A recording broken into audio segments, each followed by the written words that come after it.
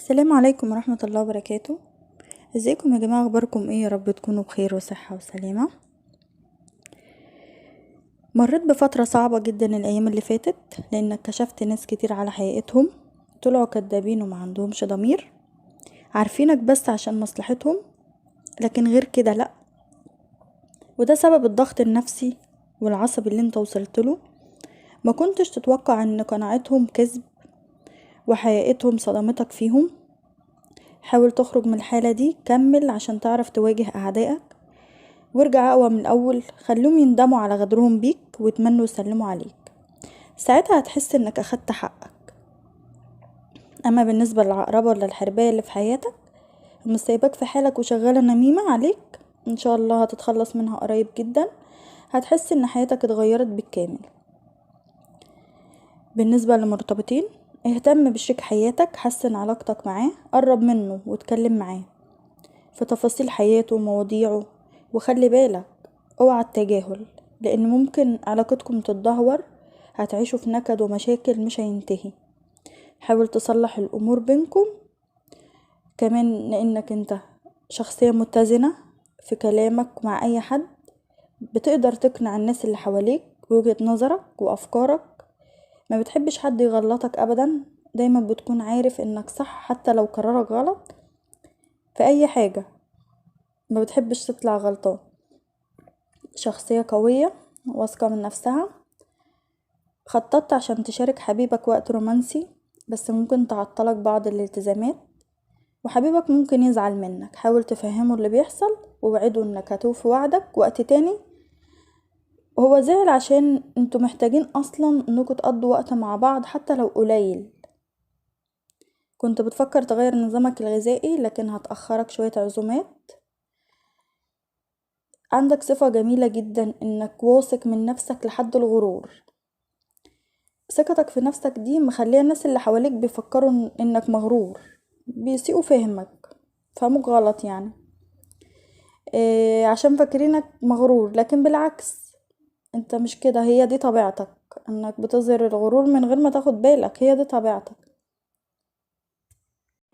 اما بالنسبة للي مش مرتبطين، بتحس بانجذاب لشخص او زميل في العمل، لكن انت حاسس ان مزاجه بيتقلب من وقت للتاني. اوقات بيظهر لك اهتمامه وبيكون واضح، واوقات بيتجاهلك. انت بقى النصيحة ليك، خليك هادي ومتزن، ما تظهرش اي مشاعر من ناحيتك انت. سيبه مع نفسه لغاية ما الامور توضح وتعرف حقيقة مشاعره ناحيتك، عشان ما تتعرضش لأي استغلال من ناحيته لو طلع نيته سيئة.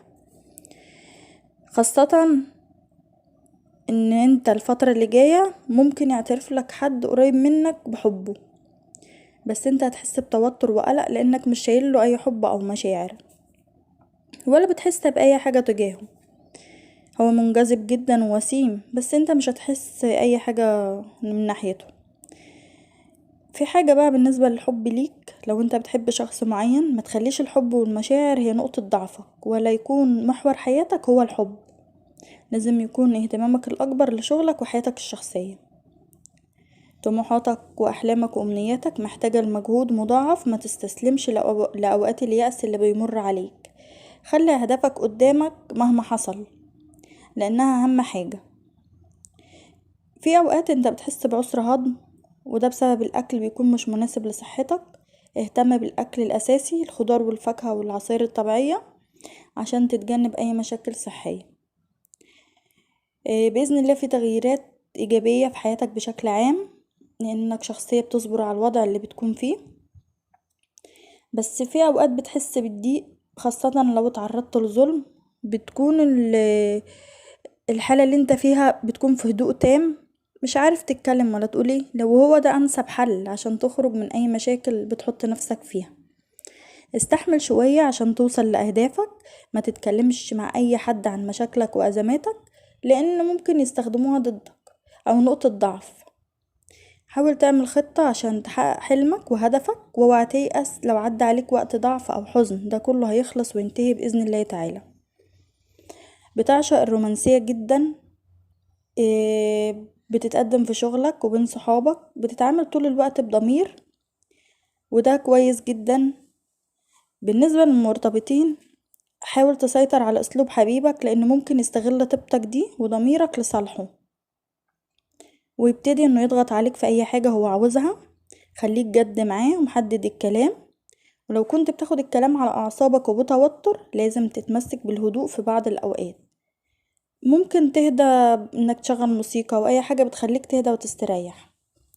اتجنب اي حاجة بتعصبك لان ممكن تزود حالتك النفسية لو انت اتضايقت. ولو كان ليك ازمات قبل كده ده مش معناه الفشل، لا، انت لازم تبدأ من جديد. خلي عندك حماس في اي حاجة في حياتك لانك شخصية بتحكم فيها عقلها اكتر من مشاعر.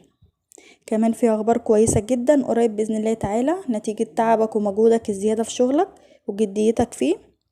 اي قرار هتاخده الايام اللي جايه هيكون صح وهينجز امورك بسرعة جدا. وانت كمان عارف انك لو ما عملتش كده وخدت قرارات صح هتكون تحت ضغط ما بينتهيش. خلي بالك في ناس مهما عملت معاهم خير مش عاوزينلك اي نعمة واي خير يجيلك. ما تاخدش الامور دي بتوتر وعصبية، وابعد عن اي حاجة بتضايقك او بتوصلك لحالة نفسية. كمان ما تاخدش تهديدات شريكك بالنسبة دايما بيتخانقوا مع بعض بانكوا ما تاخدش تهديدات شريكك بانكم تبعدوا عن بعض. بجد حاول انك تتكلم معاه في اللي مزعله وتعرف ايه اللي مخليه متضايق منك، توصل لحل المشكلة دي عشان ما تكبرش اكتر من كده. تنهي الخلاف بينكوا وارضى بنصيبك، ما تبصش بره. ارضى بنصيبك بشريكك لانه ممكن يكون نعمة النصيب واي حاجة بتدور عليها هتلاقيها فيه، بس انت ركز. إيه، مش معنى انك اتهزمت مرة هيكون كل مرة كده، لا طبعا. حاول تفكر وخليك في الأحسن عشان ما تتأثرش بعد كده. بالنسبة للجماعة اللي يعني مفيش خالص بتعيش حالة فراغ عاطفي بسبب انك مصر تقفل قلبك في وش اي محاولة حب او اي حد بيقرب منك. ممكن يكون الشخص ده بيحبك ومشاعره كويسة وعايز يقرب منك بس انت ممكن تخسره. حاول تفكر، ما تسمحش لأي تجربة وحشة مريت بيها انها تأثر عليك بالطريقة دي. انت في حاجة انك تبعد عن جو المشاحنات. ركز قدر الامكان في شغلك وخاصة انك ممكن تترقى الفترة اللي جاية بإذن الله تعالى، وانشغالك بأي حاجة تانية بعيد عن شغلك ممكن يضر مستقبلك. محتاج انك تعتني بنفسك بشكل اكبر من كده لانك بتحس بوجع على طول في جسمك بيخليك دايما حاسس بالتوتر والقلق.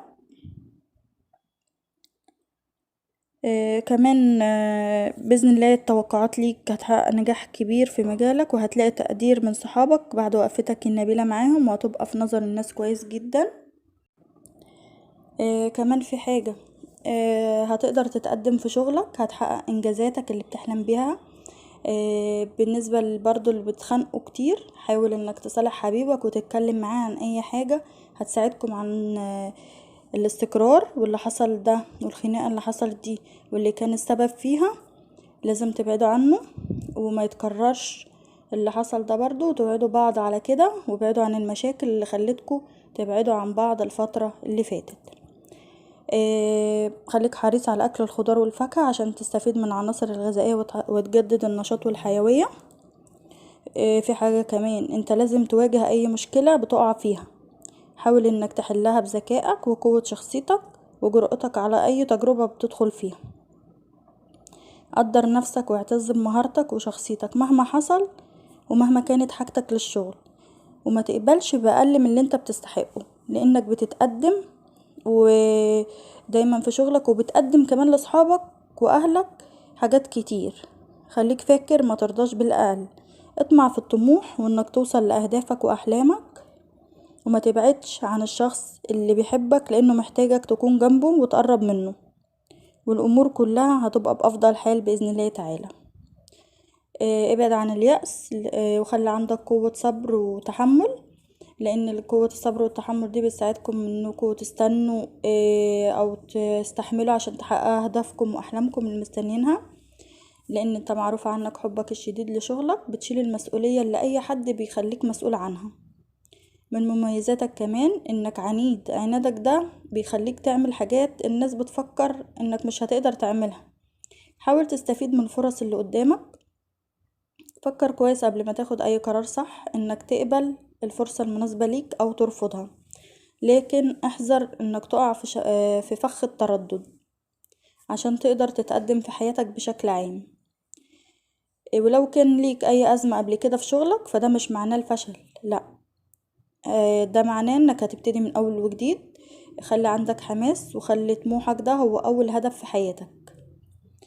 ومش معنى انك اتهزمت قبل كده في اي مرحلة حب كل مرة هيبقى كده، لا، حاول انك تجدد، حاول تفكر، حاول تختار صح، حاول تشوف خطواتك صح وتشوف المناسب ليك، لان هي دي حياتك وما تخليش حد يتحكم فيك.